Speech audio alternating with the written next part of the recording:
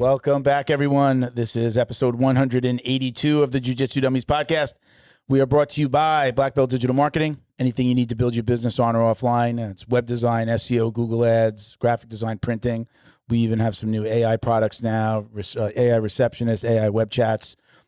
Check us out at Black Belt Digital Marketing on Instagram or our website, which is bbdigitalmarketing.com. You can request a free review of your online presence today. My name is Milton Campus. I'm a black belt training out of Coral Springs, Florida. Don't forget to like, comment, save, share, click the subscribe button. We appreciate all of your support. Joining us today is returning guest Scott Burr. He's a black belt and co-author of Lessons from the Mat, the 12 martial arts principles that will help you succeed in business and in life.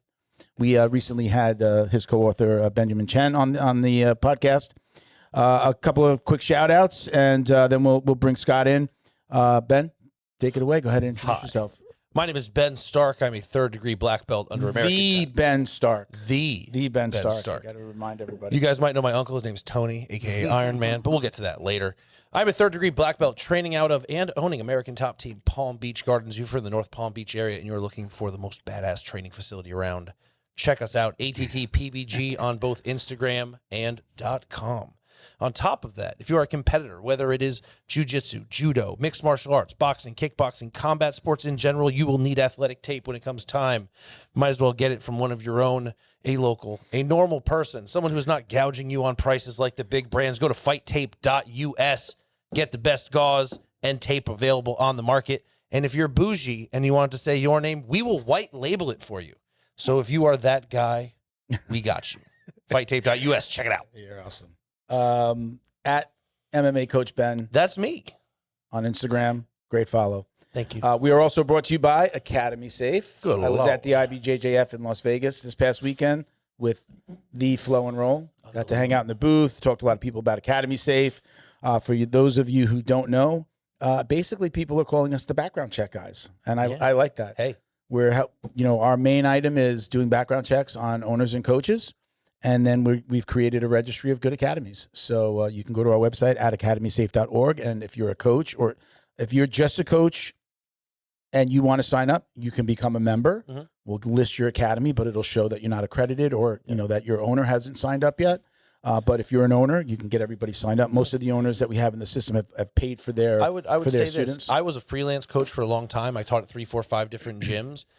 If that's you, getting accredited is something great to add certified. To your certified. So we say, right, a coach will get everything, will certify them and check all their documentation, their lineage. Again, if it's just a coach, we're doing, CPR, first aid. We're making sure they have everything.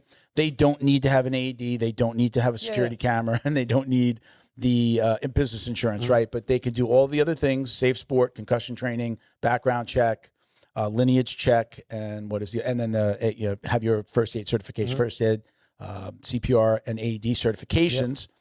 The owner needs to also have the security cameras, AED, and the business insurance, right? So we're certifying that they have that information, and then once an academy has all of their stuff, every coach has everything in, then they get accredited. So that's like the difference. Gotcha. Okay. So if you are a certified coach, you have to understand that brings value to your resume as well. When you go in for that job, if you're freelancing and jumping around, I'm a great coach, but I'm also first aid certified, CPR certified, AED certified, and background check proven safe. Yeah.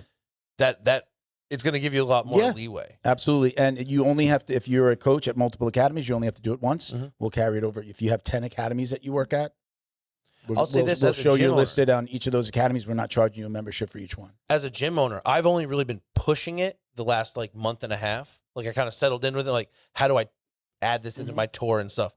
But when I get, especially parents come in, it's one of the first things I like to tell them as we're kind of getting our information sorted out. And the amount of times I've seen a parent go, "What?"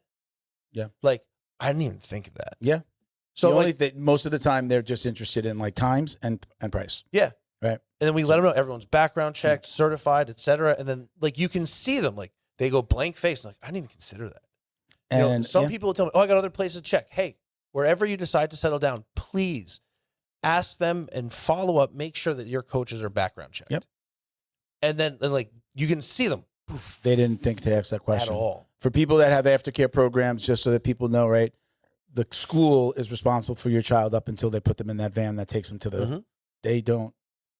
that most schools I know down here in Florida, they're not checking. The school doesn't background check the person that's coming to pick up the kid. They're like, yeah, we're done. They run the van. Your parents are responsible for the right. So again, you can check us out at academysafe.org. Check out, just check out the website. There's plenty of information about what we're doing. If you want to register your academy, click on register my academy. If you are somebody looking for an academy, just find there's the find an academy link.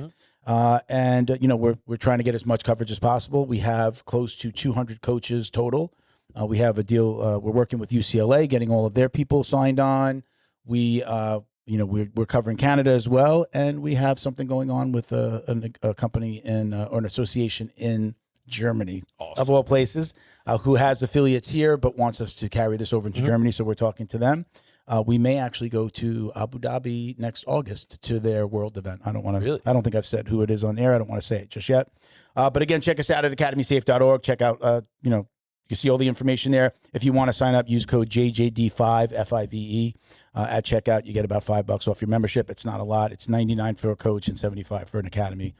For a coach, $99 for an academy owner and $75 for each coach. That's an annual fee. We keep track of everything for the coach, so you don't have to do anything but get them on the site and get them signed up. I was out there with Flow and Roll. Thank you to Flow and Roll for being so warm and inviting. Got my new Flow and Roll mug. They are hands down the best custom gi and no-gi gear in the business. Visit them on Instagram at flow_n_roll. Check out the custom designs that they've created for academies and competitors across the country. Gym owners, ask them about their pre-order program. It's amazing. Get in. You can get all of your gi and get all stocked up for very little money out of pocket. They put it on the website. Your students can order it. They place the order once they've got some money in for you, and then you can have them ship the gear right to your academy, and you can use the profits to buy more gear for your gym, or they'll send you the balance. You actually make the money same as if you would have sold it yourself. Awesome. So it's a way of helping an academy, especially a new academy, get custom gear without 5, 10, 15 grand out of pocket to load up for the year. On your online orders, go to flowandroll.com and get 20% off with code JJD. Last thing, I'm adding this in today. So I got your happiness equation hat on. Shout out to our friend Leighton Campbell, who's the author of this book. The reason that I am showing it is because as of right now, the next 130 plus books that they sell, they're going to send the profits to survivors to help out with Hurricane Melissa in Jamaica that kind of ripped through the island in 2025. So very cool. If you haven't seen the book, Your Happiness Equation, is very cool. There's an audio book as well. But again, the profits from this book for the next 130, which actually gets him over a break point, I think, to some kind of award. He hasn't really said exactly what it is, but you could check him out on Instagram. Just type in Happiness Equation. You'll find him. And again, check out the book. I've read this. I've read the book and listened to the audio book. It's amazing and super helpful. That is it. Thank you for being patient, Scott. Welcome. For some technical issues and all of our reads. So I appreciate you, man. How you been? I've been all right. How you doing? I'm doing good, man. I'm doing good. It's been a while. It's been, has it been a couple years already since we spoke? I think it's been about a year. Okay. Yeah. Last time we spoke, Richard Bresler was in the hospital. I don't know if you want to talk about that. He passed this past year. Amazing guy, brought a lot to jiu-jitsu, and we also know that I'll let you talk and I'll show the book. Well, yeah, obviously any of your listeners who don't know, Richard was instrumental in getting jiu-jitsu off the ground in the U.S. He was Torian's first student. He was his roommate. He financially backed the academy. He set up a bunch of the challenge matches. He backed the UFC.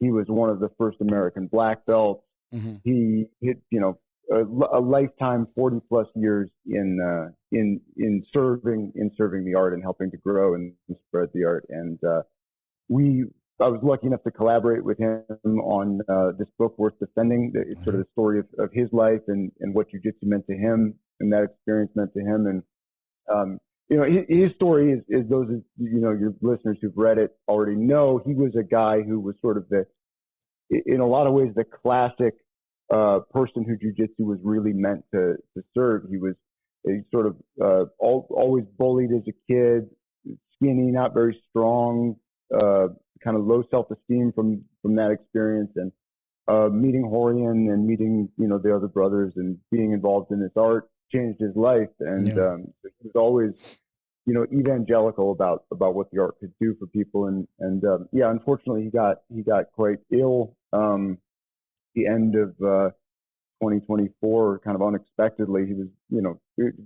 completely dedicated to his health and to jiu-jitsu, and unfortunately passed away in July.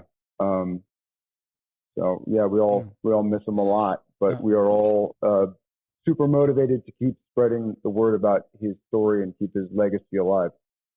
For sure. This is an honest statement. This is the first book. Worth Defending was the first book that I actually read cover to cover in my life.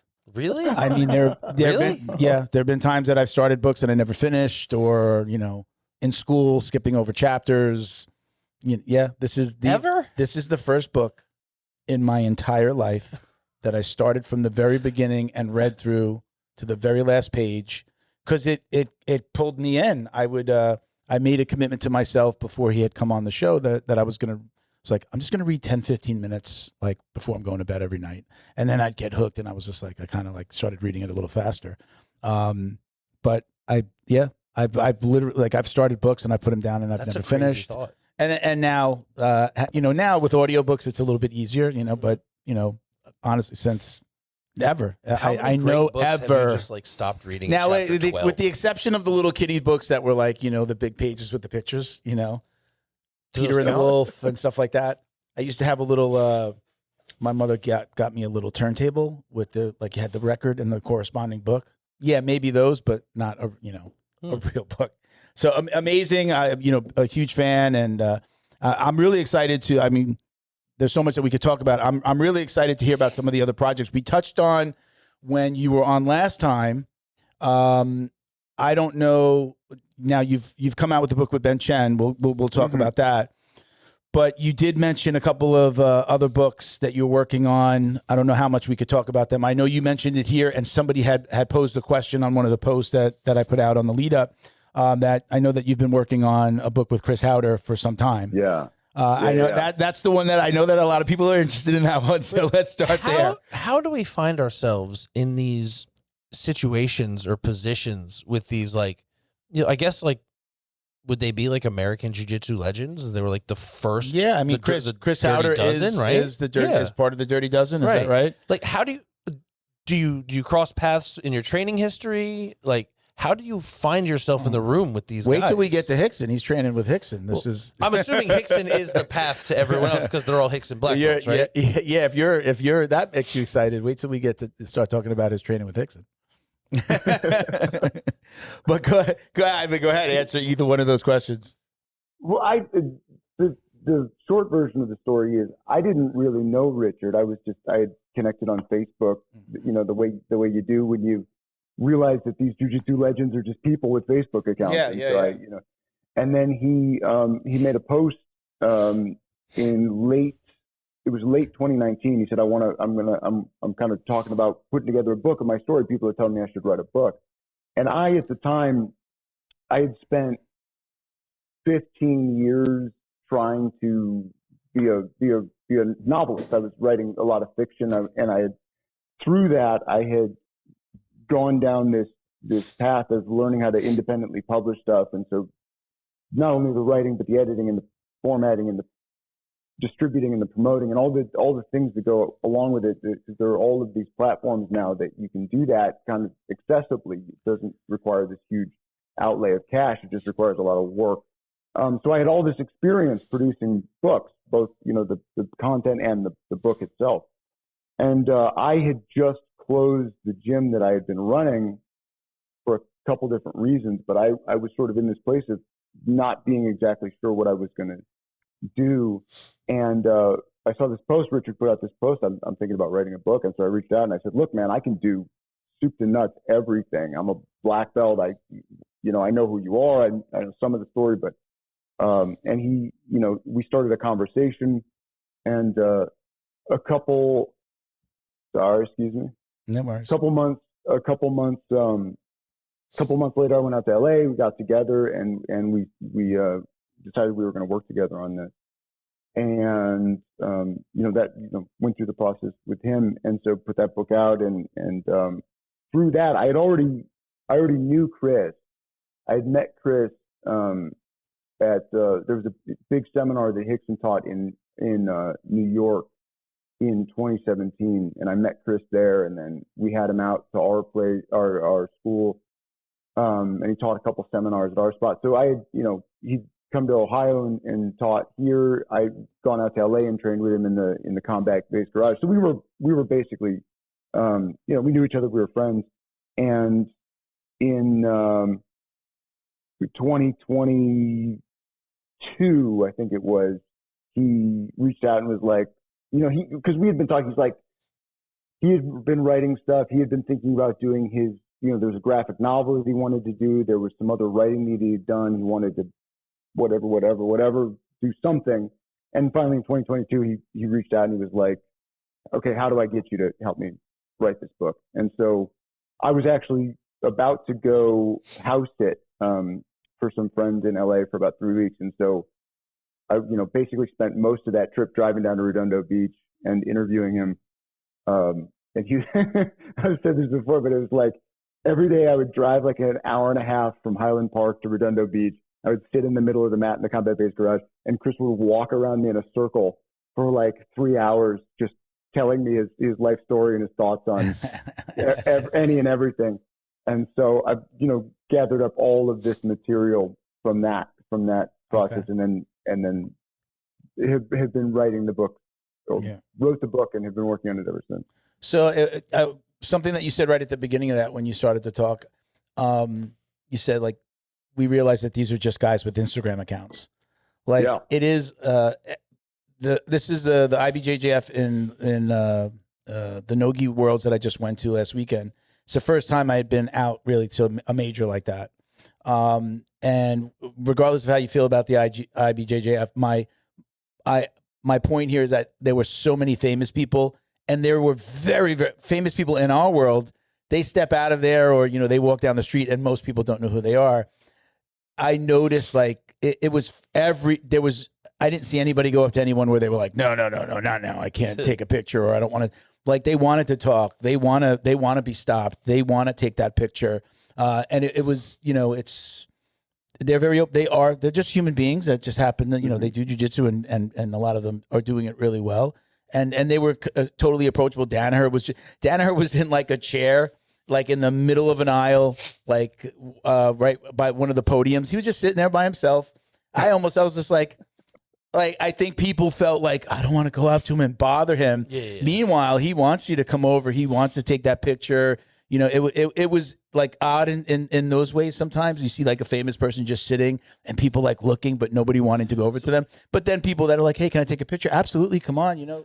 So they're just human beings. And again, they're not like, I think we put them on this pedestal. They're just, regular human beings. I met Danaher on the street in New York by a pizza place. Yeah. And I kind of like double taked him, and I just like, John?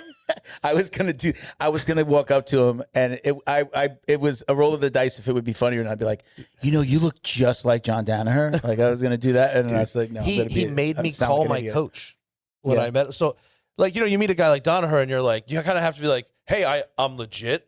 This is me. Yeah. And I was like, oh, I'm a black belt from American Top Team, and he's like, with Laborio? And I was like, yes. He goes, tell Ricardo I said hi. And I go, I will. And he goes, Now. So he like made me pull out my phone, and I called him, and I was like, I got the machine. Would you like to leave the message? Like, hey, Ricardo, I'm here. I'm with John Danaher. He goes, hello, Ricardo. All right, talk to you later. Bye. Yeah, it was that part was fun, but yeah, I mean, it's I feel like, I mean, you can correct me if I'm wrong, Scott.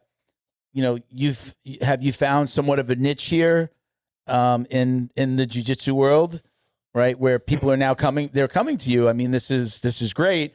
I think if I recall when we spoke last time, right? You even maybe said it before that, you had dreams of becoming a writer. Did you write nonfiction? Had you written nonfiction, or fiction, for yourself? For yourself? Yeah. No, I'd written an incredible amount of fiction. I wrote about, let's see, I wrote probably, so I went to school for writing. I have a degree in English with an emphasis on creative writing, which is what they called the degree at the school I went to. And from starting in 2004 and then up into the point that I met Richard, so that 15-year or so period, I think I wrote, I don't know, somewhere around a dozen novel-length manuscripts, several of which I, had published through this process that I was describing, and then short stories and stuff that some of which I got published in different, mostly online literary website journal things. Okay. But yeah, that was very much that was. For a long time, my writing life and my jiu-jitsu life were very separated. It was kind of like my days were pretty clearly delineated between like write all morning and then like train all late afternoon through evening, or train and teach. But yeah, it was for a long time. That was what my life looked like. And realistically, I mean, you if I found a niche here, it's like I think I have, but it's not. It's not necessarily the niche I was going for. It's a very small niche. So are you like the go-to author of jiu-jitsu now? Or are you like, I only deal with legends? Well, I have to, what I really, like one of the reasons I worked on Chris's book, aside from the fact that I'm friends with Chris and I like Chris a lot, is that I had written, I did Richard's book, and then I did a book about the patent system, which I knew nothing about, and then I helped a guy named John Petrelli write his memoir, and he's a jiu-jitsu guy, but that's not his main thing. He was a personal trainer to like Sebastian Maniscalco and Ziggy Marley. He's sort of like fitness trainer to the stars kind of guy. And so I had written these things that were memoirs or memoir-ish. I mean, the patent book was about one inventor's experience with the patent system, and then sort of about the patent system. And so when the opportunity to work on Chris's book came along, I was uninterested in writing another, like we're doing Worth Defending over again. Yeah. I wanted to do something that was more interesting, more complicated, and maybe played with the construct of memoir a little bit in an interesting way. And of course, Chris being Chris, he's so inventive and artistic. Like he was totally open to all these different ways of approaching everything. So that was a book where I had the opportunity to do something that wasn't just kind of more of the same. It was something new. It was something interesting. It was an interesting challenge. And so that's the long answer to your question. I mean, what I really want is projects that are interesting and that are something that is a new challenge for me that I haven't necessarily done before. What came first, the chicken or the egg here? Did people see and read Worth Defending and then were like, I want to write a book? Or were these guys already thinking about it? I guess chicken or the egg for them, for some of these authors that you're working with, like, hey, I could do that. I have an interesting story. Or were they people that were like, I've been trying to do this for years, and can you help me? Or is it, were they inspired by Richard and you with Worth Defending? I think they were people. Worth Defending didn't give anybody the idea to do it, but so people like Chris had been kicking around the idea for a long time, and people had been telling him for a long time, "Hey, you need to write a book." But what he sort of had at the moment that we started was he had like a lot of us do when we're sort of maybe early in the idea of a book. He had clearly ideas or stories or specific little things that he wanted to flesh out. And so he would send me these long documents that were sort of fragments of pieces. And sometimes there were single sentence fragments or half sentence fragments. So so the book wasn't a new idea for Chris, but he didn't have anything approaching a book when he came to me. So he just kind of mind dumped on you and you started like organizing? Oh boy. Yeah. Yes, sir. Well, if you heard him before, he said he's like for 3 hours he'd walk around him. Here's the thing. I could see myself being Chris in that situation, without a doubt. So, like, you had a very, I guess, a loose skeleton of what you wanted to do with it, and then he's just kind of brain vomiting, and you're like, oh, there's a story here and here and here, or did we already have a path to follow? So, knowing Chris, right, and I'm so glad we're talking about this because I'm so excited about this book, and we're like, I want to. Chris is a real character, man. Whenever he pops on my feed, I watch the whole video. He reminds me of like a war grandpa, the grandpa who's been to war, and he's like, I'm sick and tired of this crap. Damn kids, the comedy, and he's hilarious. The comedy that he inserts into everything he says, at least the bits that we see online. That's really all I see. It's always, even with the serious face. He's like the straight guy. Yeah. Like he's the straight guy saying the funny thing, but never laughing himself. Have you seen Heartbreak Ridge with Clint Eastwood? No. Oh, sure. Yeah. He's always saying something absolutely hilarious, but it's just dra, da, da, da, bah. And you're just like, how are these guys not losing it? That's kind of how the vibe I get off of him. I think that's probably spot on. So Chris, Chris is, so knowing Chris, having spent a lot of time with Chris, and of course having consumed a lot of Chris's podcast content and videos and stuff like that, I had a very clear sense of what I was going to get when I signed on for this project. And I also felt like because Chris, part of that was knowing that Chris would want to include everything, right? His personal history, jiu-jitsu history, his theories about this, his interest in politics, his interest in art, just the universe of his mind. And so I came up with this idea very early on that within that there isn't necessarily a narrative arc, right?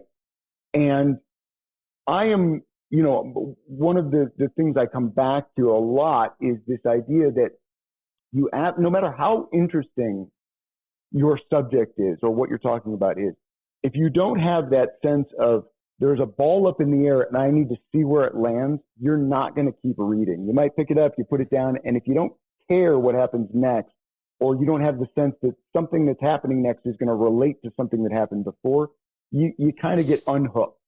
And so I was, sort of kicking around this idea of how am I going to include all of this material into one thing that doesn't just feel like a collage, right? It doesn't just feel like a written collage.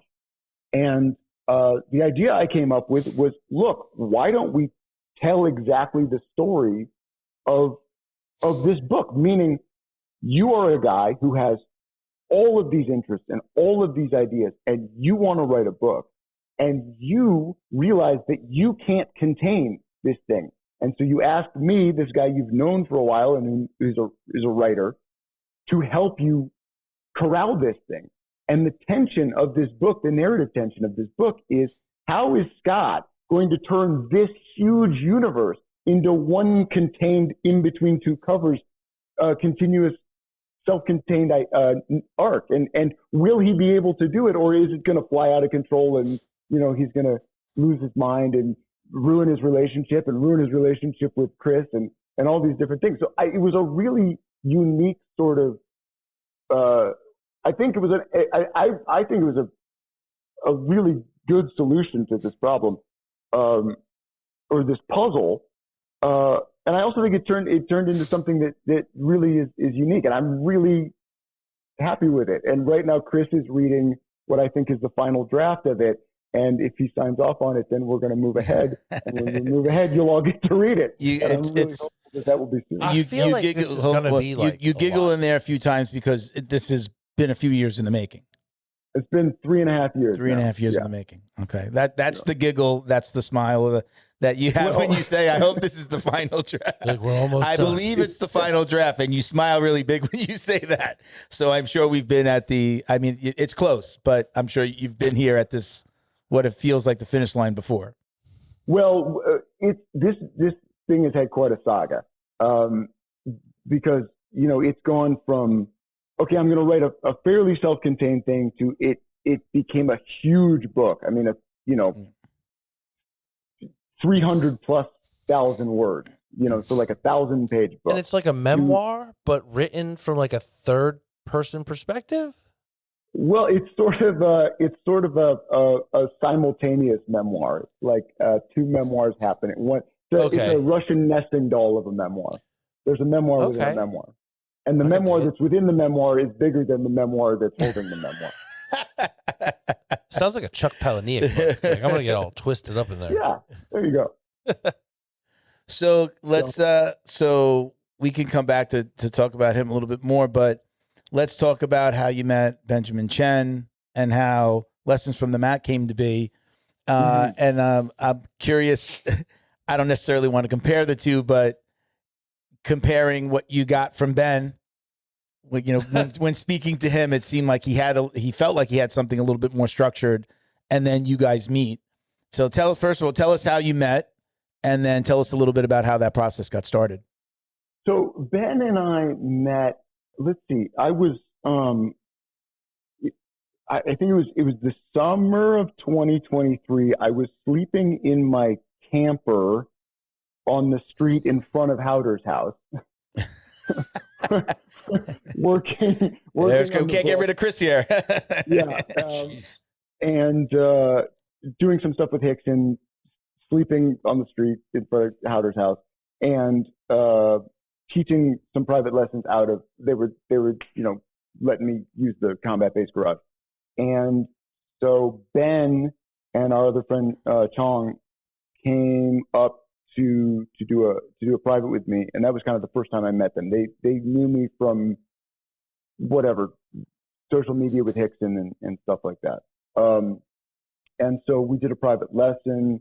We went out and we had lunch, and over lunch Ben kind of said, I just finished up this major project that I've been working on, this major business undertaking, and now I'm sort of in the process of, been working on this book. I've had this book idea. And at that point we weren't really, he was just kind of sharing, I've been writing a thing, and we chatted a little bit about it. And then the following, it was probably following early spring or late winter, I was out in California again, and I went down to San Diego and worked with Ben and Chong and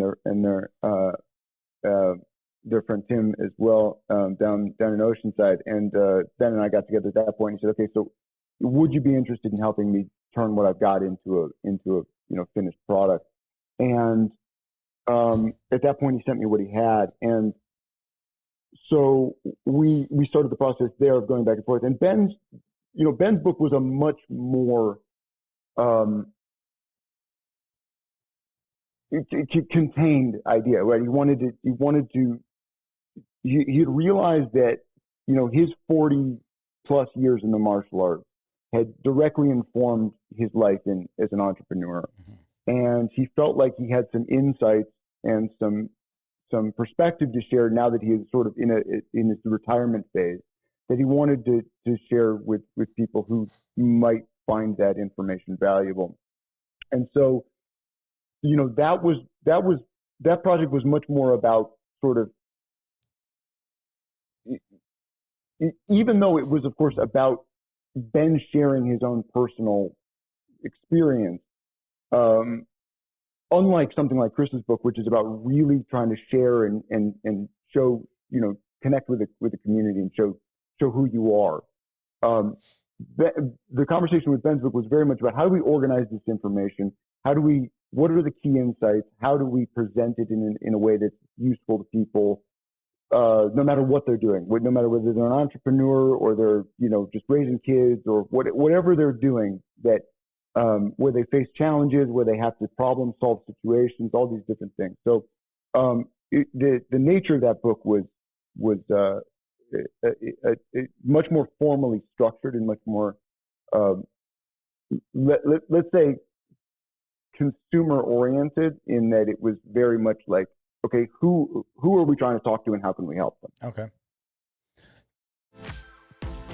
As an academy owner, you work hard to build trust with your students, their parents, and your community. But trust isn't something you claim, it's something you prove and earn. That's where Academy Safe comes in. We help academies like yours stand out with verified safety standards. Background checks for all staff, U.S. Center for Safe Sport certification, concussion training, defibrillators on site, CPR, first aid and AED certification, security cameras, rank and lineage checks, and verification of business insurance. Join the trusted martial arts registry that's redefining safety throughout North America. Lead by example. Show parents you're accredited with Academy Safe. Special thank you to the crew over at Flow and Roll for all their support. Flow and Roll is renowned for their incredible no-gi rash guards, shorts, and leggings. Flow and Roll has quickly become the premier custom apparel provider for academies big and small throughout the United States. Reach out today to discuss your custom order and ask about their incredible pre-order program. You can send an email to flowandroll@gmail.com or visit their Instagram at flow_n_roll and shoot them a direct message. And yes, they can create an awesome custom gi for your academy as well. Visit flowandroll.com to check out their awesome designs, and remember, you'll get 20% off your purchase of t-shirts, rash guards, or gis with code JJD.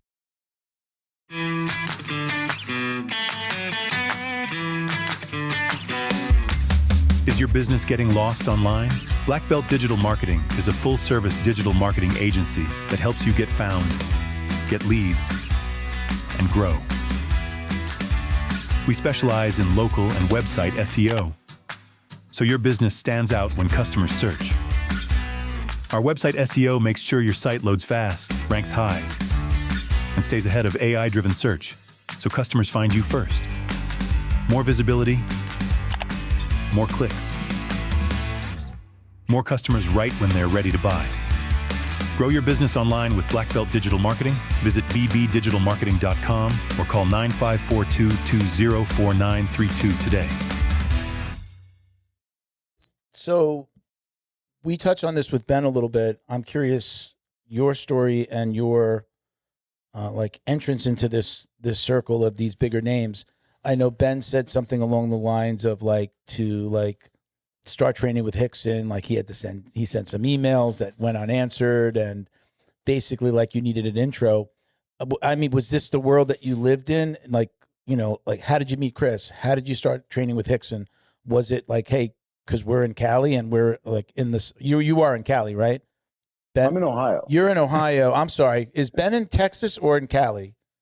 Ben is in San Diego. Ben is in San Diego. Okay, so you're in. Okay, so a bit even more disconnected from that group. So yeah. So how do you meet these guys? How did this happen? I'm definitely interested in in that entrance into that world. Ben, again, talked a little bit about having to send emails and get intros, and but I'm curious about your story.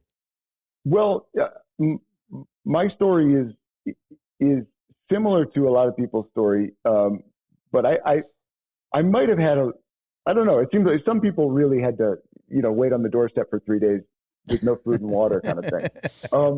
I reached a point where I was feeling very, very frustrated with jiu-jitsu. I felt like I was, jiu-jitsu was moving in a direction that I didn't care about really. I was like, the sport is cool. It's fun to watch. I'm not interested in it as a practitioner. But I also felt like as a gym runner, I had to do these things to stay relevant, to attract students and whatever. I was feeling very frustrated on a couple different fronts. And, there were some other things going on that I was feeling. I was feeling just very hemmed in and boxed in by the conditions of my life at that point. And I was thinking, maybe I don't even want to do jiu-jitsu anymore. And my girlfriend, Jen, was kind of she was like, well, what would make you want to keep doing this? If you could walk away or do this, what are those two things? You'd walk away or blank. And I said, train with Rickson. I train with Rickson. That's it. Everything else I don't care about. There's nobody else. I mean, other guys are great. Other guys are amazing. But for me, I want to train with Rickson. And if I can't train with Rickson, then maybe I just don't. Now, was that because you just knew of him? You know, you'd seen him fight. Did you know of him? Did you go to seminars? Like, what made him that person for you? So obviously I saw Choke as a white belt, and Choke became kind of like my, for a lot, for a lot of people, that's your true north, right? Yeah. Like who he is, how he trains, the way he thinks, the way he views jiu-jitsu, the way he lives his life. You're like, that's the purest essence. Like that's what I'm going for. And so I was, just a huge fan of his, right? So Choke, watched his fights, watched anything I could find on YouTube, and had actually was able to attend a seminar he taught in Chicago in 2013. But kind of at the time, my mentality was like, I'm nobody from Ohio. He's Rickson Gracie. He's not going to train me. Like that's a big world. I'm a little guy. And so, but in 2017, I was like, I don't care. Like that's all I want to do. If he says no, whatever. But at the time, it was like you couldn't really find him. He didn't have a school. He wasn't teaching anywhere. They're kind of. I would Google Rickson Gracie seminar. Nothing was coming up ever. And so Jen was like, "Well, why don't you, check and see if he's teaching anyone?" And I was like, "He's not." She's like, "Well, you should check." So I was like, "Okay, fine, I'll check." And I checked, and they announced this big seminar that morning that he was going to teach in Albany. And so I was like the first person to sign up. So a couple months go by, go to the seminar, and I'm like sitting in the front row, and he like pulls me out and he's using me in like the demonstrations, and I'm on the mat with him for like, I don't know, 10 minutes or something like that, like a bunch of time. And at the end of the seminar, I was like, "Okay, dude," like we got my picture, and then I was like, "How do I train with you more?" And he kind of blew me off. It was kind of like, like, "Oh, I don't know, maybe you could come to California, but I don't know, I'm busy." And then like I didn't get any contact information or anything. He just kind of blew me off. And so I went home, and I reached out to. I was connected to Tony Pasensky on social media, and so I reached out to Tony, and I was like, "Tony, you don't really know me, but we have sort of some mutual friends. I need Rickson's email address." And so he gave me Rickson's email. I sent Rickson an email. Rickson didn't respond to my email. But he had another seminar coming up in Halifax that Shane Rice was putting on. And so I was like, I guess I'm going to Halifax. So I flew to Halifax. I did that seminar. And at the beginning of it, he was walking around. He was introducing himself to everybody. And he came up to me and he's like, "Hey, Scott," right? And I was like, "Oh my God, he knows my name." And so we did that seminar. And then can I stop you real quick? What belt are you at this point? What belt were you when you were having these doubts? Were you already a black belt? I was a first degree black belt. Yeah. Okay. All right. And so went home from the Halifax seminar, emailed him again. It was like, "Thank you, amazing seminar. Again, I still would really love to keep training with you." And he wrote back and he was like, "Here's my phone number. Call me." And so I called him immediately so I wouldn't chicken out. And then 3 weeks later I was in California, and then just continued to go out to California. Now, you said he didn't have a school? Was he like you going to his house to train, or did you meet him at a gym? Like, how did that happen? No, he was those first 9 lessons were all in his living room. Really? Or no, 8 of them were in the living room. One of them was in the Gracie Academy, but the boys had moved out, so the Gracie Academy was empty. Okay. And then he got that studio space where he was filming all that content. And so after that, we were meeting there, and then he moved to Florida last year. Now you say living room, like living room with mats, or living room with like rugs? Hey, let's move the couch out of the way, and or like every jiu-jitsu practitioner's dream, the wife lets you turn the whole living room into a mat space. Turn into an old Japanese. No, it's like you walk in, there's like a staircase that goes upstairs here, and then mats. And then to your left is all mats and the walls matted. And really? Rickson Gracie's living room. Yeah, that's great. I mean, it's exactly what you would actually expect, right? Yeah. So how quickly did your perceptions of jiu-jitsu, your feelings about jiu-jitsu change? Did it change after that first seminar, or did it change when you started training with him? Has it changed? It's changed tremendously. And it's changed in different facets of it have changed at different rates. Yeah. But there were certain things that changed immediately, for sure. And then, those things have continued to evolve, and then there have been other things that changed along the way too. So let's clarify to you. You are a judo black belt? Yes. A jiu-jitsu black belt? Yep. Do you have one other? Yeah, I have a black belt in a Korean style called Kuksul-do. Okay. That was my first. Because I remember Ben said that you had 6 black belts between the two of you. So I figured it was 3 and 3. Yep. So can we dig into a little bit about what were you disillusioned about? What were your feelings about? We've talked about this before with plenty of people about their feelings about sports jiu-jitsu and, the pulling guard and the I think somebody used the word sportification of jiu-jitsu. I think I'm not the first person to say that.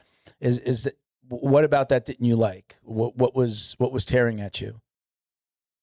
I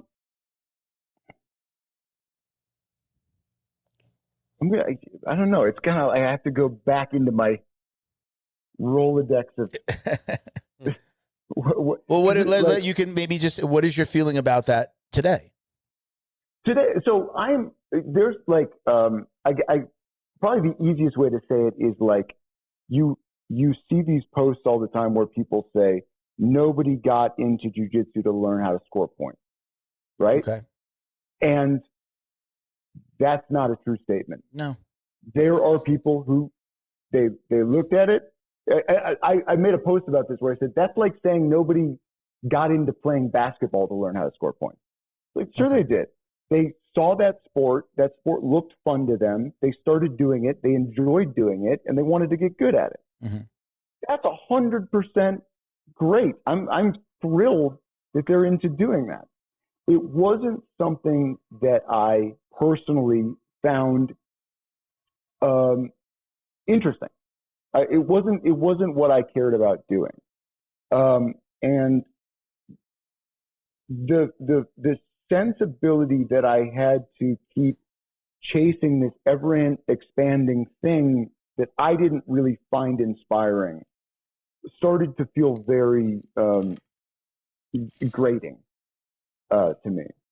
And to be honest with you, I mean, I think maybe this was just me, maybe this was just my sense of things at the time, but in 2017 was right on the cusp of, I feel like it was on the cusp of the modern era where sport and MMA and self-defense, they had all already split, basically.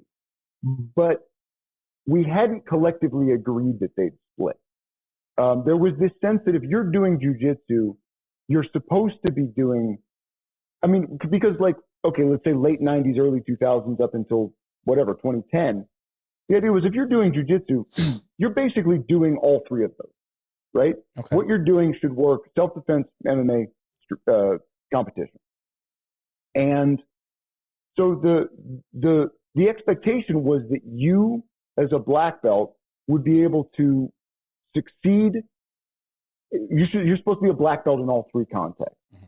And so the pressure to be that was getting greater. Maybe this is just me, but I thought it was getting greater and greater because each of those had become a full-time pursuit, right? You could spend all of your energy getting good at just one of them in terms of how much there was to know in any one of them. And so the feeling as a black belt that I'm sort of in a shooting gallery and anybody's going to walk in from any background, some 10th planet guy, some down on her guy, something guy, and I'm supposed to know everything about all of these things. And maybe that was a pressure I was putting on myself. Maybe I totally invented it, but that was how I felt at the time.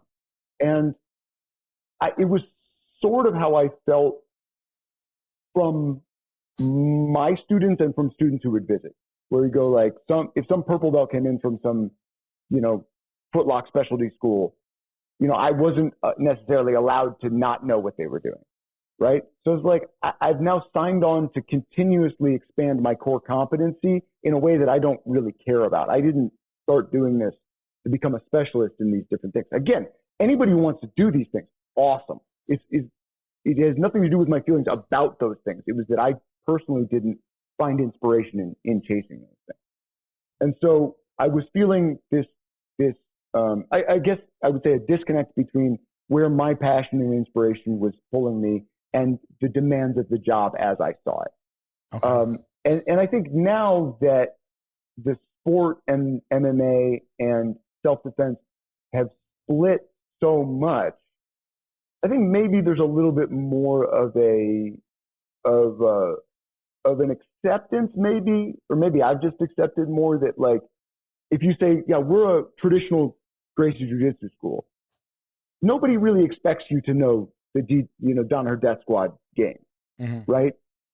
And you can say, yeah, this is what we care about, and if you care about this, come train with us, and if you want to do the other thing, go do the other thing. But I felt like had to be like a one-room schoolhouse / general store. Yeah. And I didn't, but for, like, a wide range of grades, a wide range of interests, and a wide range of customer demands.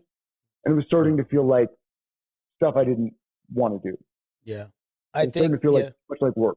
Yeah, I think I have that as I get older, back isn't the greatest, but I love to, I'm still, I'm always trying to be on the mat as much as I can. Certainly not as much, I'm not out there as much as I would like to, life, work.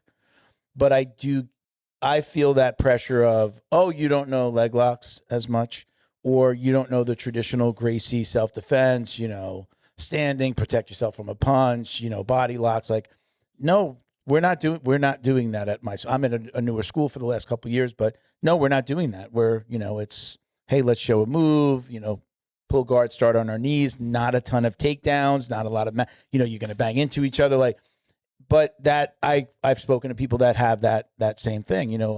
My buddy Drew has more, he's turned, I went to an open mat at my buddy Drew's on the weekend, and I had previously been there. I showed up in my gi, and we did, some guys were in no gi and some guys were in their gis. And maybe 6 months later, I show up with a buddy with my gi.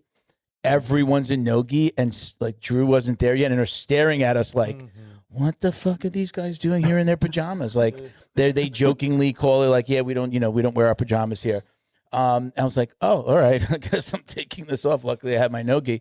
Like, so it's like this shift, and like now they've become more of an MMA school. He's got a team, and now he went from doing gi jiu-jitsu to, and I trained with him back in the gi back in the day before he went to school, and it's slowly morphed into now he's really a competition, an MMA competition team with really just doing no gi jiu-jitsu for MMA. I think he's even gotten rid of I don't know if he's got rid of his kids program, but really? I shouldn't say that. No, I saw a post the other day that he does have his kids program, but the adults, I don't think he even has any gi program anymore for adults. So like, there's that shift even within somebody's journey. He started out being just a gi guy, former Marine, just always did gi, trained with us in the gi, fell in love with the no gi, opens a school, does both, and now he's, again, now he's no gi and really I've an always MMA known school. him as a no gi only guy. No, Yeah. I mean, how long have you known? A couple of years, 2, 3. Yeah, no, going back, I was when I was a white belt, he used to come and he was a purple belt. He used to come around and beat the hell out of us. He was a little guy. I used to call him a spider monkey. He was just like, he was so fast. He just moved all around. I was like, where the hell did he go? Like, his jiu-jitsu is really good. So yeah, I mean, I saw with, I get, like I'm at 52, I'm 52, and I tell people I'm doing this for me.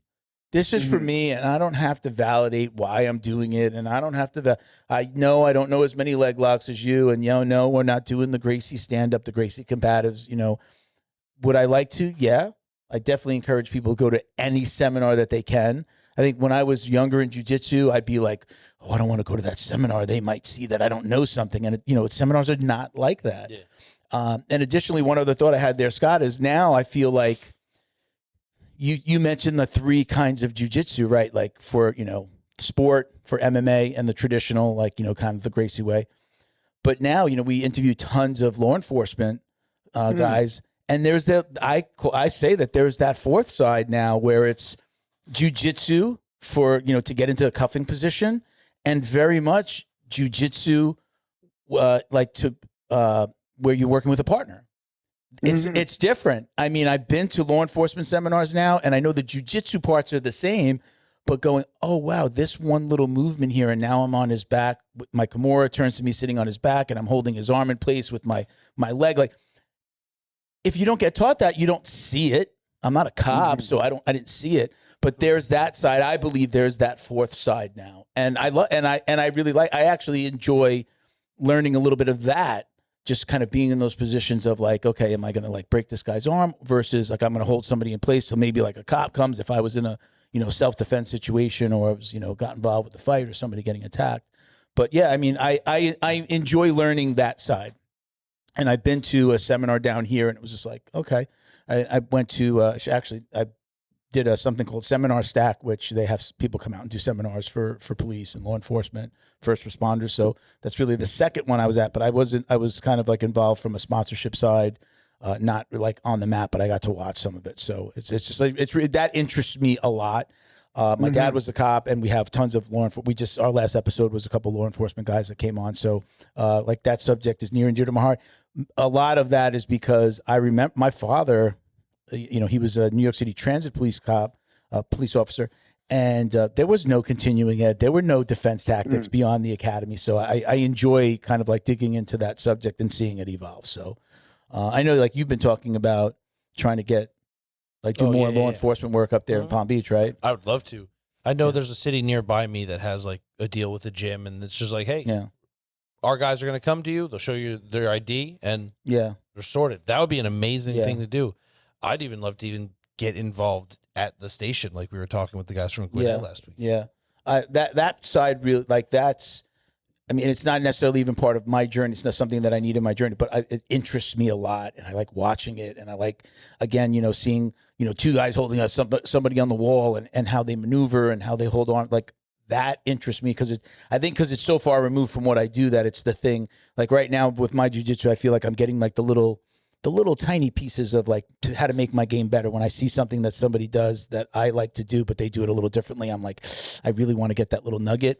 I like that the kind of, jiu-jitsu for law enforcement is so far away from what I actually do or that I need to do that, I could pick up the most information from that. Does that make sense? I can learn the most from that because it's so far from what I'm doing on, on Monday, Wednesday, Thursday, So, but we can't forget about that fourth part though, No, it's fascinating. I was doing some stuff with the local PD. They were putting their recruits through the hands-on stuff, and we're all like going and being bad guys, and that's a fascinating field because much like Chris, to bring it back to Chris a little bit, one of the big subjects that he talks about and that we talk about a lot in the book is how these evolutionary pressures create adaptation, and that this is the nature of jiu-jitsu, right? So any context that you put something in and any limitation you place on it will produce adaptation toward those conditions. And law enforcement is such a unique puzzle because, as far as I understand it, there's a wide variety of regulations among jurisdictions in terms of what you're allowed to do, right? You can't do knee on belly. Some you can't do any sort of restraint to the neck, things like this. And also like the very specific objective, whereas in jiu-jitsu our objective is to submit, right? Damage. Law enforcement, that can't be your objective. Your objective is to neutralize, contain, and cuff, right? So that's as different from jiu-jitsu as wrestling is from jiu-jitsu, where because of the very specific goal that you have in mind, the way you deploy the grappling technique, the strategy within which you deploy those tools has to be very specifically adapted to that demand. And you say the guy's a black belt in jiu-jitsu and he's a police officer, he's probably great at handcuffing people. Well, he has a toolkit from which those tools can be very useful in the context of trying to handcuff people. But if he hasn't studied the specific goal set and the specific limitations, like if he's only training in jiu-jitsu with his friends doing full jiu-jitsu kind of rules and strategy, and then he's going and trying to apply that in his work life, there isn't a perfect marriage of those two things. And so being a black belt in jiu-jitsu may not actually be the best thing for you if you're in law enforcement. I mean, it'd certainly be a tremendous advantage. But and we haven't even introduced, having a weapon or having a weapon on you that could be taken away. You introduce that, and then there's this whole now jiu-jitsu or jiu-jitsu for law enforcement itself winds up opening up until its own subcategories. Like you got the 4 parts of jiu-jitsu, but then you've got law enforcement again. It's just like, okay, we're doing our defensive tactics. We got to be standing up. We're going to take somebody to the ground, like you said, subdue, neutralize, and then cuff, and then working with a partner. That's a whole nother. I've never done jiu-jitsu where it's me and a partner against one person, right? That's not something that we do, and we don't train like that, right? It's one-on-one, in what we call mutual combat, or right? I declare mutual combat, right? Can you do that in Texas, right? Tell somebody so we can legally fight and beat the shit out of each other. Yeah. But yeah, I mean, now you're talking about, oh no, it's 2-on-1. So you're gonna, don't let me cuff you and me and my partner. That's a whole nother side of it. I don't know that you would necessarily call that jiu-jitsu, but we're using, the tenets of jiu-jitsu, to get them to the ground or to get them against the wall, and how do you hold them, and again, now introduce a weapon there. That's why it excites me, because there's so many little things there that open up. It's just like new knowledge, which I think is fascinating. Puzzle, yeah. Which part's exciting? The being held down by Say that guys. again? What? Comic relief over here. So, Scott, you had mentioned off air when you messaged me that Master Rickson's actually working on something. Can you tell us? We got Chris. We got your book with Benjamin that just came out. How long has that book been out now? That came out September 1st. Okay, so you have lessons from the mat. You have something coming with Chris Haueter. Mm-hmm. You've got, what do you have? Are you saying Master Rickson has something coming out? Is it something that you're working on with him? And is it a book? It is not a book. It's not a book. It is not a book. But obviously anybody who follows Rickson or Chris Burns,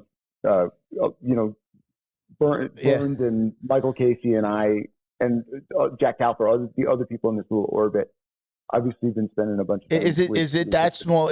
I'm sorry, just so that we can clarify for listeners who may not understand. I see you on the mat with Rickson. I saw there was a promotion or there were several promotion ceremonies. I know Chris promoted somebody with Master Rickson. I don't know if that was all in the same day or class, but then I think I saw you, I saw Ben, I saw a couple of other people, and then I saw Chris. Oh, sorry. Who's the last guy that you just mentioned? I know I've been watching his he's kind of Talfer? No. Is it Chris? Burns? Burns, yeah. Chris Burns. Is it Chris Burns?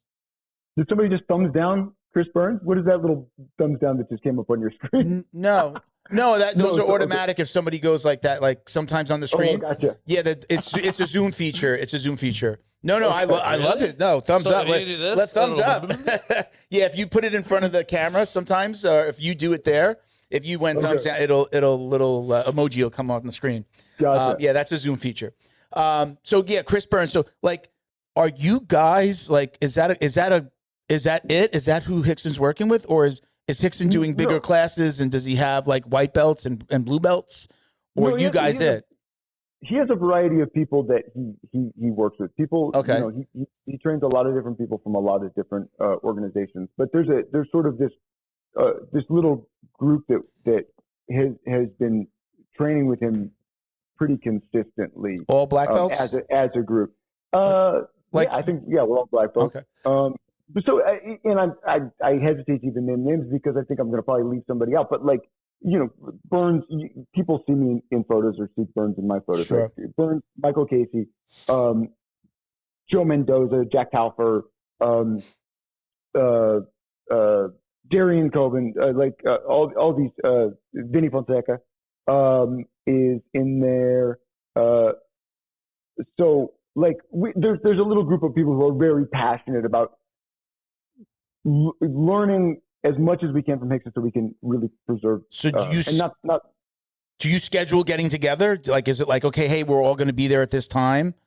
Yeah. Or is it like they're, Yeah. you know, they might train with him on his own and then you come in and you train with him on his own? Oh, we just all happen to be here at the same time. Or is it like scheduled, hey guys, we're all going to be here for this week, this month? So it's a mix of both. Okay. And Ben and Chong are also obviously training with Rickson very regularly. So it's a loose affiliation of millionaires and billionaires. It feels like it's, again, that's like when I look at it from the outside, I'm like, you know, that's like that's a room to be in. Yeah. It's this like, what is going on? How did you? Because again, individually, we like, you know, we see you, we see Chris, we see Rickson. Like, it's like how, like, why are all these famous? Like, are they getting together because they're all like famous social media influencers, or is this just a thing? If social media didn't exist, you know, you guys would still be in that room together. Well, no, they're and look, I know this is gonna annoy somebody because don't worry about it. It feels like I'm leaving people off the list. There are a lot of people who are very passionate about Rickson's Jiu-Jitsu and who care deeply about preserving Rickson's Jiu-Jitsu. It's not just us. We are a group of people who are friends with each other and who are all also passionate about this, and so we tend to travel as a pack. Sure. Why specifically Rickson? Like, what is it about Rickson as being his himself jiu-jitsu that you're like, oh, this has to be preserved? Like, we keep hearing about invisible jiu-jitsu, and I've never had the pleasure of training with Rickson, but you hear all these amazing stories. Like, it is jiu-jitsu, but apparently it's a completely different thing. So I have to assume, are you guys documenting these sessions? Like, you know, he's not a young man anymore. You know, it's very well known that he's got, you know, back pain and issues, just like most jiu-jitseros as we age. So are we trying to create like a catalog while he's still physically capable of, I guess, is there a method to this? Is there a method to the madness? Is this the encyclopedia of Rickson? You know? So this gets into the stuff that we're working on, but I'm not really supposed to talk about. Okay. Don't worry. Nobody's listening. Where's the green button? Obviously, about 10 years ago, Rickson started the JJGF with this mission to try to preserve the. So, your question was two parts. I'll answer the second part first. Okay.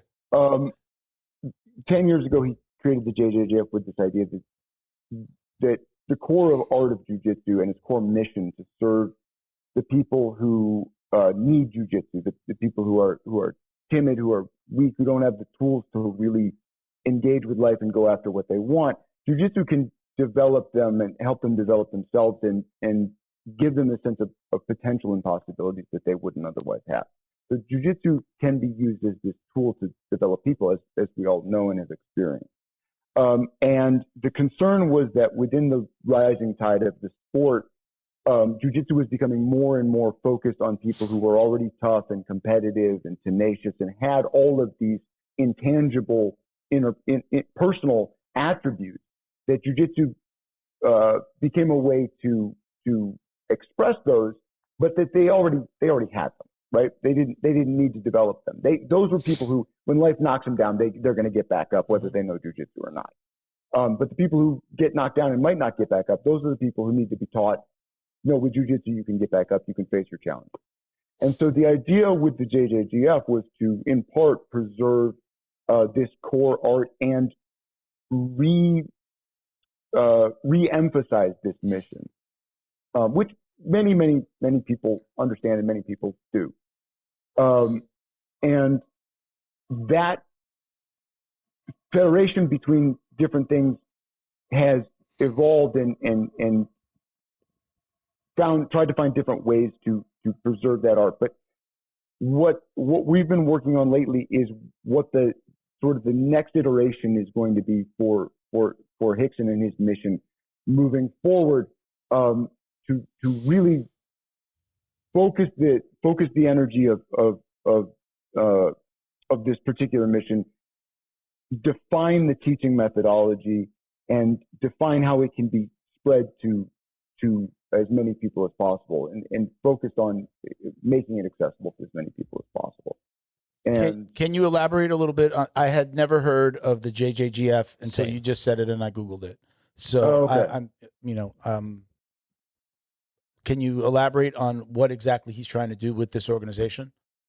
So, well, that organization, Is it like an affiliation essentially, or it's more? It was intended to be larger than an affiliation. It was intended to be something that all academies could join. All expressions of jiu-jitsu were welcome to be part of this thing. And the original intention was to produce educational resources and to hold competitions that would follow a rule set that was more in line with preserving what Rickson felt like was that the original spirit of Jiu-Jitsu World League tournament that he started some time back? No, this was. I think they only did one competition, if I'm not mistaken. Okay. It didn't end up doing too many events, unfortunately. And so these different facets sort of evolved or didn't necessarily come to fruition the way they had originally been intended.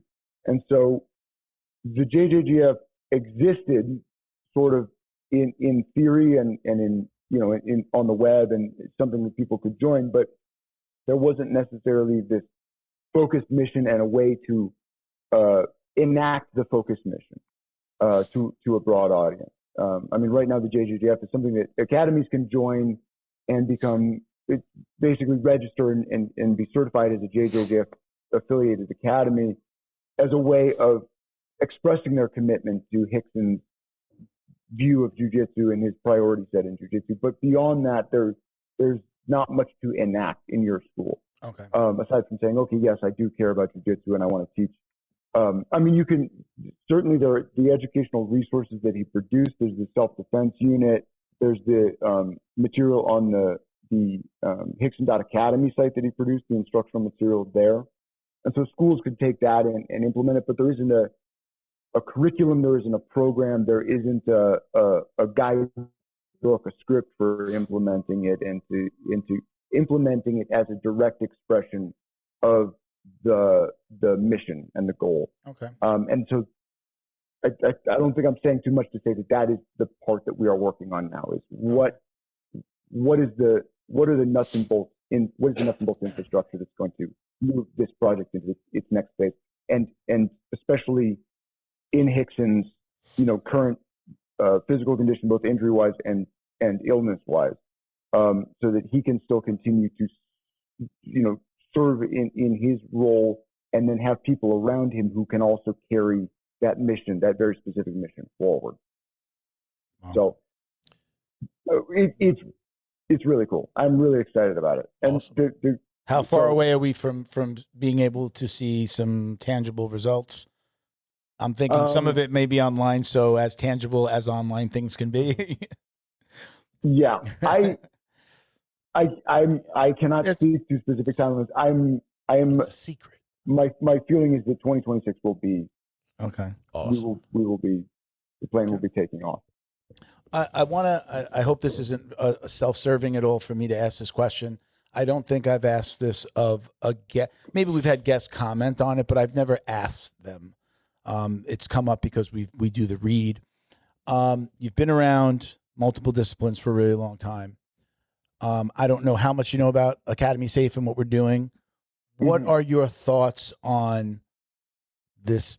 Are we out of our mind thinking that we're going to get everyone in jiu-jitsu and again, martial arts as a whole? We're doing all of martial arts to commit to saying, yeah, we need to background check our coaches and the people that are going to be around, our wives, daughters, kids.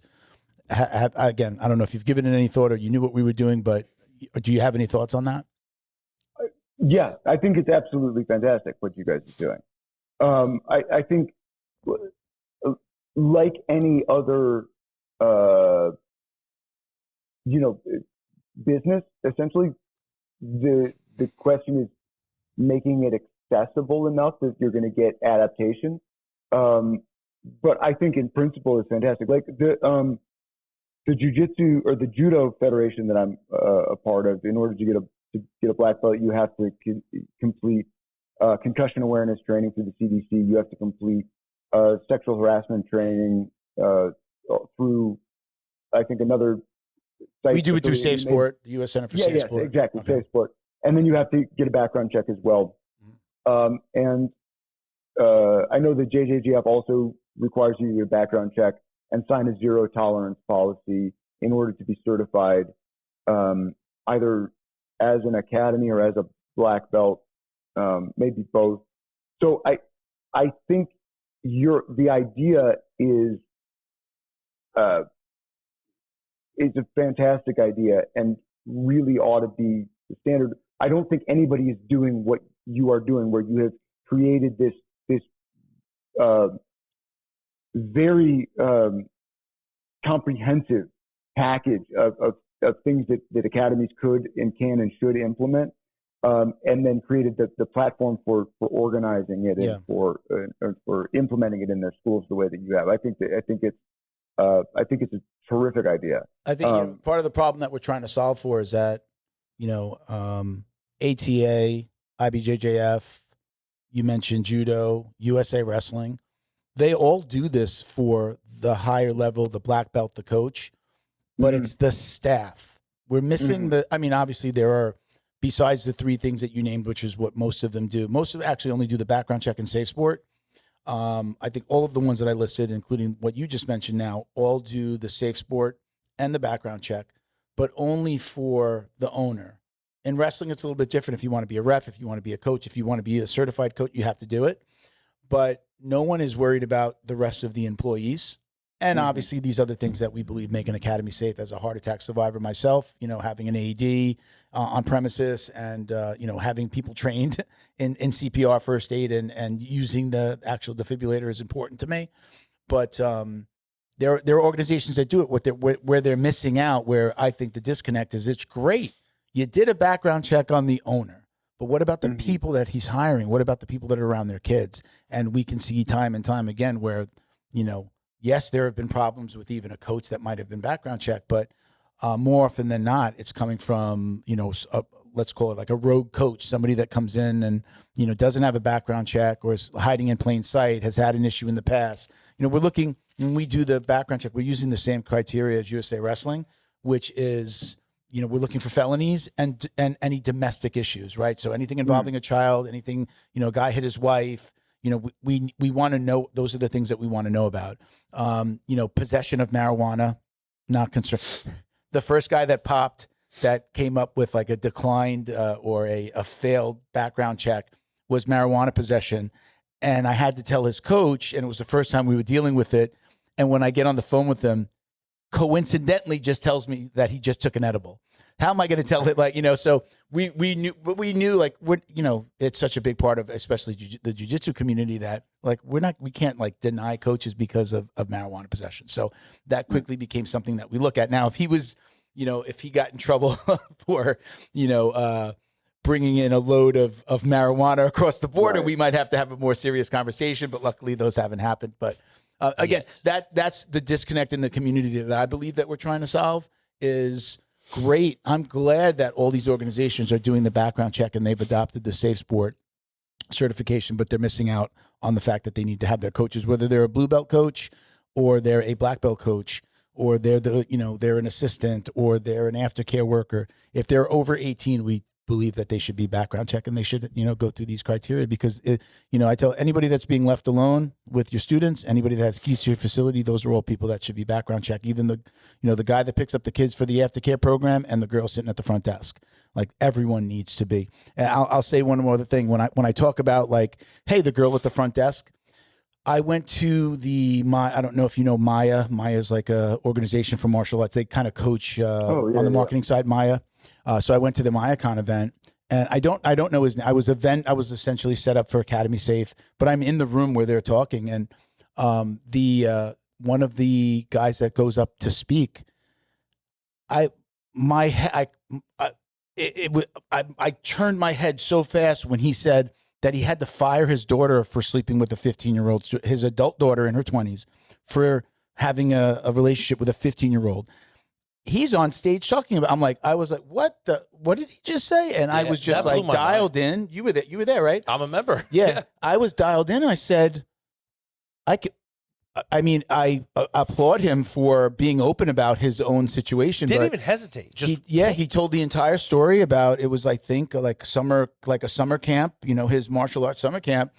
And there were 2 inappropriate relationships happening. And I think the adults in both of those relationships knew about the other person and were kind of like almost bribing them to like, keep it quiet. I'll keep yours quiet if you keep mine quiet. And one of them was his adult daughter, and he had to get rid of her and fire her. Right. So they, spoke to the parents, and, okay, like no charges were filed, but that's what we're dealing with in this world. But I was shocked that somebody was, he stood up and like aired his family's dirty laundry, and he's a speaker at these events all of the time. He's one of the coaches in this organization. So I applaud him for being open, but that's what we're dealing with. My situation with my academy was, again, there were some things that could be potentially illegal that I can't prove and I didn't investigate, but most of what was done was immoral. Dating your students, wives, and hitting on your male students' girlfriends, and you're married running a gym, and you're doing this. He just happened to do it to one of my old co-hosts. He actually was hitting on his wife, and he knew, and he was like, hey, keep the conversation going, see where he takes this.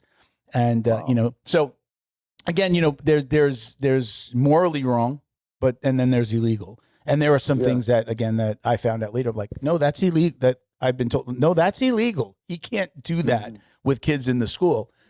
Again, what we're trying to solve for is, it's great. It's a great start getting anyone background check, but what's missing is the staff members. And if more organizations start to push that, it's like, great. Well, our biggest school, we're going to have Coach Kevin on from Gracie Trinity. Mm-hmm. He's got now 24. He's got the largest amount of coaches registered with us that are going through the process. Like, I believe we're at 24.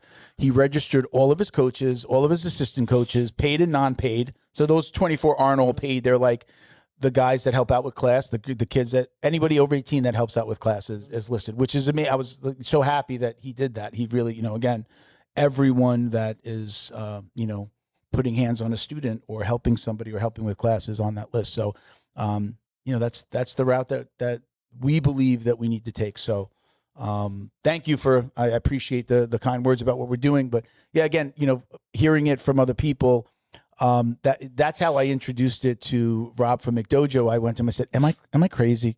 Can we do that? I already had the idea going. I registered the nonprofit. And I said, am I crazy? Are we going to get people to do this? And he told me, and it's when I was like, okay, we're doing this full force. When I asked him if he thought I was crazy, he said, Milton, people have been after me to do this for years. Mm. People have been asking me, as the guy that's outing people that have been doing bad things, you should be doing this. What can we do? What's the next step? Okay, we know that there are creepers. You did this story. Now what?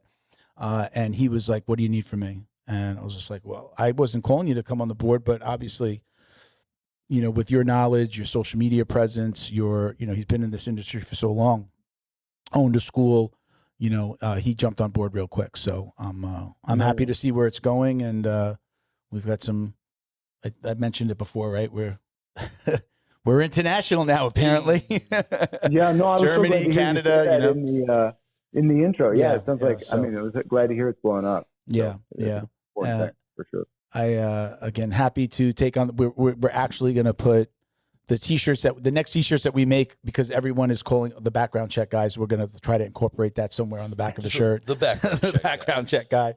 But anyway, I thank you. I didn't want to be too self-serving there, but I'm curious of what, again, people have been hearing, like, yeah, that's a good idea. I like that you're doing that, but I don't think I've ever really dug in with somebody that's been in this world a really long time or owns a school, where I've said, what do you think? Would you do this? Could you do this? What are your thoughts on it? So thank you for that. Did you have keep up the good work, for sure, man? Yeah, man. I'm really, really hoping that it continues to grow.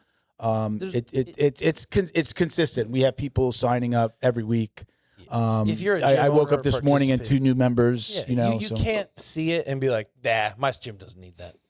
Yeah. Right. Even not even as like a sympathetic party, just as a business owner, you're going, oh, this will become the standard. I should just get ahead of it. Yeah. Mm-hmm. Like, even if you feel no way about any of it, it's going to be the standard. Yeah, I mean, I think the laws are going to change, especially like I think New York is going to be one of the first to change the laws, and it's just like anybody involved with. I mean, there are certain states and locales that have some regulations in place, or if you're dealing with children, you have to do a background check. So it does exist, but again, a lot of it has to do with school and aftercare. A lot of places don't have anything. It's crazy that you would say like anyone can just work with this kid and be alone in a room with the kid. And the last thing I'll say about it is, if you don't want anything to happen to your child, don't use martial arts as a daycare center. Like sit on the mat, sit, hopefully, right. Most gyms have a place to sit, wait, stay, watch, bring your book, bring your iPad, bring your computer, bring your phone. I'm surprised. But be in the room and don't leave them alone. Parents, like especially of the older kids, like say 9 through 12, come in, like at all. I was talking. They just wait. They pull up in front and the kid comes out. I was thinking about putting into practice that you have to come in. The parent must come in to drop you off and must come in to pick you up. Yeah, basically like do a sign in and a sign out. That's what schools do. Otherwise, I had to do that for my stepdaughter. I have kids that run right out my door, and I got to grab. Like, what are you doing? Yeah. Like, oh, I'm leaving. Where's your mom? I don't know. She said she'll be here. No, you are inside. Yeah. Have a seat. Your mom can come and open this door, or send your little sister to come get you. I don't care. But I can't have a 9-year-old standing out in the parking lot. Yeah, I saw that at my old school as well. Yeah. But don't use it as an aftercare. Yeah. I mean, if it's an aftercare, it's an aftercare. I should say don't use it as a daycare, because the people that do drop them, it's like drop them off and go. Now, the only instance where I think it's maybe okay is if they have an older sibling, a much older sibling into their late teens that are like, okay, I'm keeping an eye on little Johnny or someone or Jenny, someone. Yeah. Just like a random child appearing at the door, and you're like, where'd you come from? Yeah. All right. So, Scott, one of the other things that I wanted to know about, like we've talked about some of what you've got going on. Are there other writing projects that you're involved with? And I actually, in the back of my mind, I'm going to hope to I have a friend who's a jiu-jitsu black belt who wrote a fiction book. And I'm like, how come I didn't think about telling him to like maybe reach out to you and talk to you about this? But I believe he's completed the book, but it's the first time he's ever written a book. It's not something that he's not a writer, but was inspired to write this fiction book. So I'm going to talk to him, and then if if it's okay to put you guys together, maybe for just some insight. I don't know how you'd work it. I put people together, but I'm not going to get involved with the intricacies of how it happens. Real quick, your screen is locked up. The Zoom screen is locked up. Are you getting that back there? We've got the sound, but there you go. Okay, was it maybe your side? Might be. We're good. We're back. Yeah. Okay. Yeah, I think I got the internet over here. So before we ask you to fill us in on other projects, like, is that okay to do? Like, hey, make an intro to somebody who's writing something. Are those things that you're interested in? I'm assuming so, right? Yeah. I mean, I'm happy to talk to anybody. I mean, there's a lot of things that people may not be aware that they can do these days that are my time and my energy are often committed, so I can't work with everybody. But I'm happy to have a conversation with pretty much anybody. Okay. I have to. I'm gonna be talking to him before the end of the week. We have he's a friend. He became a client. He's somebody that has been down here on the podcast several times, and he's. I go to his. He does something with the Hero BJJ retreats in Costa Rica. Not sure if you've heard of those. So I'm going to go back out there in July. This is the second time I'm going. I think I'm going to try to get to one before that, but I'm definitely going to his in July. I've got to talk to him about a few things, and I'll see if I don't know what stage he's at. It feels like he's done with the book, but I don't know that he's gone to publish or he's there. But might be an interesting introduction. And again, it's a jiu-jitsu black belt, so it's a fiction related to martial arts, from what I understand. I haven't looked at it yet. But again, what other is there anything else that you could tell us about projects you're working on? Yeah, so I've been in the process ever since I recorded the audiobook for Worth Defending. I've been in the process of going back to some of the fiction that I've published and doing audiobook editions of those. Oh, that's I'm awesome. currently in the process of producing an audiobook version of a short story collection I put out, which hope to be done within by early next year. That should be available.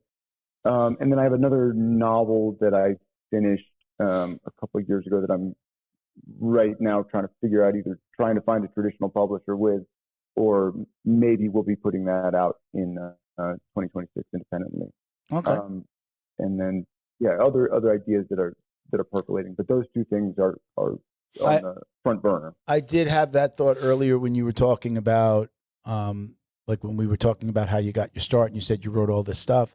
Like, I wonder if there's this new audience for you here now that you've, kind of put out some of these books. Like, again, you're working within at least a couple of these projects, working within the martial arts and jiu-jitsu world, would you have an audience of jiu-jitsu guys and martial artists that might be interested? Whether the fiction, again, it doesn't sound like you were writing about jiu-jitsu and martial arts necessarily, but do you have this new audience that's like, hey, that's Scott Burr, the guy that co-wrote this book and wrote this book, and I'm interested in hearing and reading these other things. Is that the thinking process? Is that the thought process? And I think that has definitely happened. Yeah, ideally, and I think obviously, one of the things that's so special, such a broad range of people. So, I'm sure there are people in jiu-jitsu who couldn't care less about what I've written, but I think there are probably a lot of people who would connect with it, and hopefully they'll check it out. So I'll give you a moment also to do anything else that you want to mention, or anybody you want to shout out, anything you have going on, sponsors, anybody you're working with. Now's your time, because we'll start to wrap up now. Well, the thing I should definitely mention is that I also have a jiu-jitsu gear company. Okay. That me and a couple of my students started a few years ago. We do travel gis, so really lightweight gis that pack down really small. Like what's the name of the company? Black market kimonos. Like, this is my jacket. It's like very packable. Oh wow. We just got I got stuff here. Like, we just came out with some new no-gi shorts. Like, I really like these a lot. They have this waistband that's really unique, like elastic in lycra. Like, they don't bunch up like a bathing suit. Okay. Like, these are super comfortable. Very cool. But I don't know. We have all this new stuff. He goes, I don't know. So we have our new no-gi line. We have our kimonos. We have packing cubes, and we got new stuff that we're developing for 2026. So that's blackmarketkimonos.com and at blackmarketkimonos. So awesome. If you travel for work but you like to train and you always want to bring a gi with you, like, we have made the gi for you. It's actually really small. You can throw it in your carry-on. You don't even need to check them. And so all right. I think we're pretty good. Awesome, man. That, and then people can follow me at Enclave Jiu-Jitsu is my jiu-jitsu stuff, ENCLAVE jiu-jitsu.com, and at Enclave Jiu-Jitsu. And then all my writing is, I have a website for that, scottburrauthor.com, and at scottburrauthor on social media. And then lessonsfromthemat.com is, the website for that book and the different stuff that Ben and I have been putting together to go along with that. Okay. And of course, worthdefendingbook.com, people should definitely check out if they haven't checked out that book. And now you've done the audiobook for it as well. Yeah, the audiobook's available Very cool. for that. Highly recommended. I mean, that's the one that I've the only book I've read cover to cover. It's the only one. I know how horrible that sounds when I'm talking to an author really to be like, wow, that's the only, but it was your book. So it's why I went out of my way to say that to all. I'm honored. It really, it was funny. I was married at the time, and I would we'd get into bed and, maybe watch some TV or do some other stuff, whatever. Let your minds go. But I would always read for my goal was to read for at least 10 to 15 minutes, and it would always go longer. He'd be like, and at least just getting the book done. And I'm not a fast reader. I'm not a speed reader or anything like that. And that's funny. But yeah, I highly recommend it. And I'm about 3/4 of the way through the audiobook for Lessons from the Mat. I was able to, it got a little, I thought I was going to finish it on my trip, but on the plane, I don't know if it was just my earbuds. I needed better. I just had the earbuds. I couldn't hear it with the noise from the plane. Just that. So I was just like, I just wasn't. I thought that was the time I was going to be listening the most. I had a connecting flight. It was an 8-hour flight from, go from Florida to Baltimore, then to Las Vegas. I was like, I'll get this book done quick. And then I wasn't able to listen to it on the plane. So I was, in the car and the Ubers and things like that. So I'm 3/4 of the way through. So, again, highly recommend as well. We'll put all the books on the, we'll mention the books in the podcast. We'll put all the .coms and all that good stuff. But I appreciate Scott, don't hang up, because we're going to take a picture or two by the computer that we're looking at you on. So for promo and to put out for the post. But real quick, thank you to Leo Optics. They give us these really cool glasses. Did I see you in some Leo Optics, Scott? No.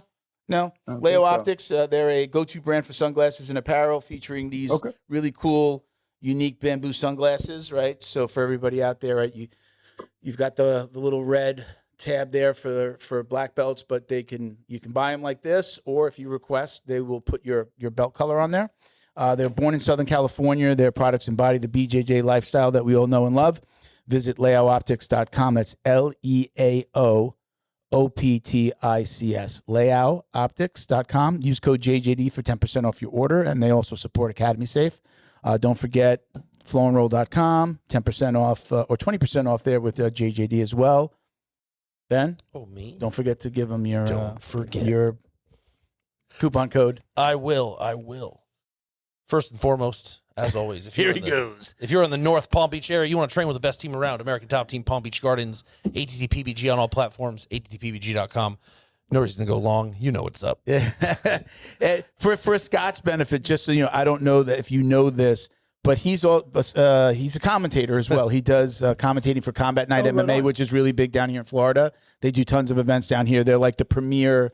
They're probably the premier in the regional, Southeast, right? if not on the East regional Coast. MMA, both amateur and pro fighting organization down here. He's a commentator. So if he sounds like a commentator when he's doing that, it's because he is.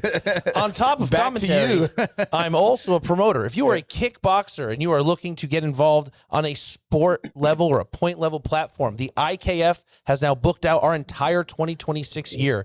Our year opening event is January 25th at the Davie Police Athletic League.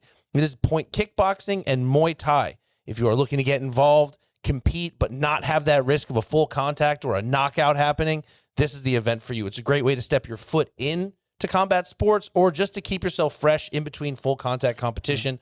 Check out the IKF Fight platform online and register today. That's a big part of it. I went to the last event we set up for Academy Safe.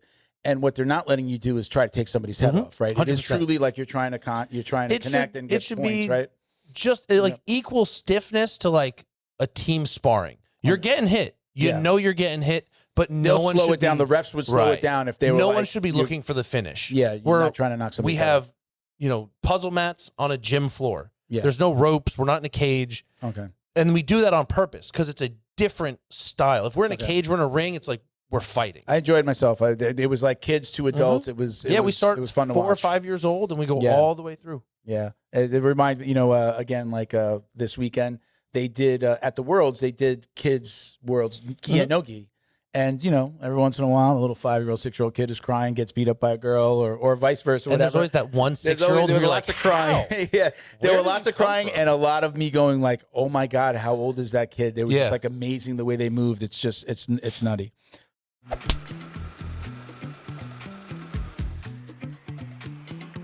Hey, fellow Jiu-Jitsu dummies. Think about this. How well do you know the people who are training your kids? Does your academy run background checks on all staff members, not just the owner? That's why there's Academy Safe. We mandate those checks, plus crucial U.S. Center for Safe Sport certification and concussion training. But we require even more. Our accredited gyms must also have defibrillators on premises, CPR, first aid, and AED certification, security cameras, verification of coach lineage and ranks, and business insurance. Don't guess. No. Demand safety for your family. Find an accredited gym at academysafe.org. Academy Safe, the highest standards in martial arts safety. Special thank you to the crew over at Flow and Roll for all their support. Flow and Roll is renowned for their incredible no-gi rash guards, shorts, and leggings. Flow and Roll has quickly become the premier custom apparel provider for academies big and small throughout the United States. Reach out today to discuss your custom order and ask about their incredible pre-order program. You can send an email to flowandroll@gmail.com or visit their Instagram at flow_n_roll and shoot them a direct message. And yes, they can create an awesome custom gi for your academy as well. Visit flowandroll.com to check out their awesome designs, and remember, you'll get 20% off your purchase of t-shirts, rash guards, or gis with code JJD.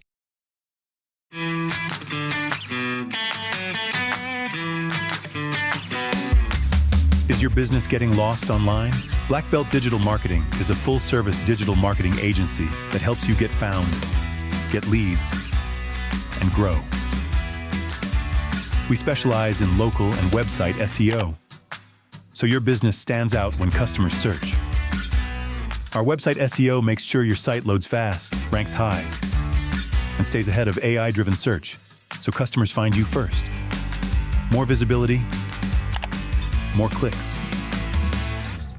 More customers right when they're ready to buy. Grow your business online with Black Belt Digital Marketing. Visit bbdigitalmarketing.com or call 9542-204932 today. So we're going to leave it there. Scott, thank you so much for doing this. Hey, Thank if you, you are ever, I love talking to you. I really enjoyed this podcast as well as the last time. Buddy. If you are ever in Florida, let me know ahead of time if you're going to be down here. We'd love to have you come in. If you're in South Florida, we'll make something happen.